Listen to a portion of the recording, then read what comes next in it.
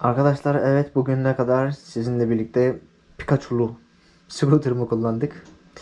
Ancak bugün değişiklik yapma vakti. Bugün sadece gezi için Yamaha FZS motorunu kullanmaya başlayacağız. Çünkü bu sefer delivery yapmayacağız yani Türkçesi ne oluyor bunun? Kuryelik yapmayacağız. Bu sefer hep birlikte sizinle birlikte gezeceğiz. Taoyuan şehrini gece sizinle birlikte göreceğiz. Hadi bakalım başlayalım.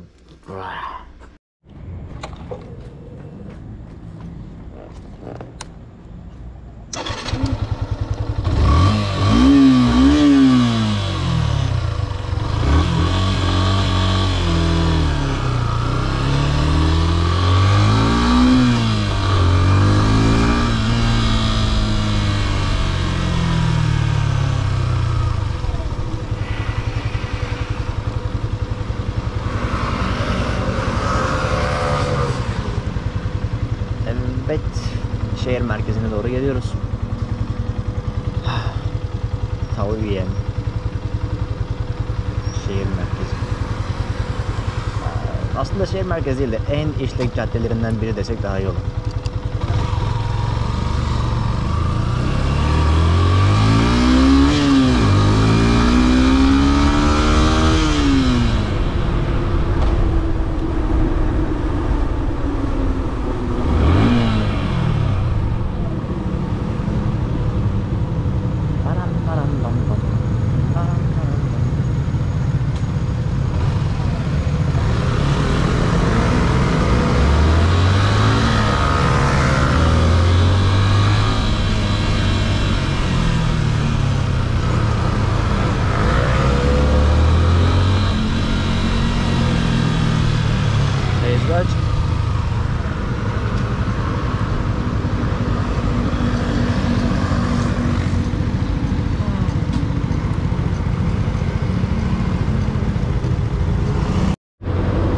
Yeah guys, we are almost about to arrive to one of the most famous place in Taoyuan, but actually it's not famous at all anymore because of the outbreak, because of the COVID-19 outbreak. People don't go out anymore, and the street that I'm talking about, the famous one, Zhongjianglu, it calls in Chinese, yeah. No more a lot of people having fun right there anymore.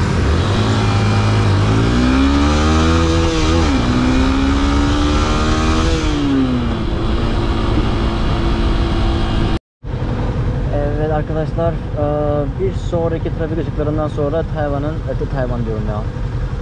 Taoyuan yani benim yaşadığım şehrin en ünlü sokaklarından birine gidiyoruz. Ancak şu anda öyle yani cafcaflı durumlar yok. Hele ki yani hiç aklınıza öyle İstiklal Caddesi gibi bir şey gelmesin. Çünkü şu anda virüsten dolayı birçok insan evinden çıkmayı düşünmüyor. Hiç kimse değil de yani popülasyonun %90'ı çıkmıyor.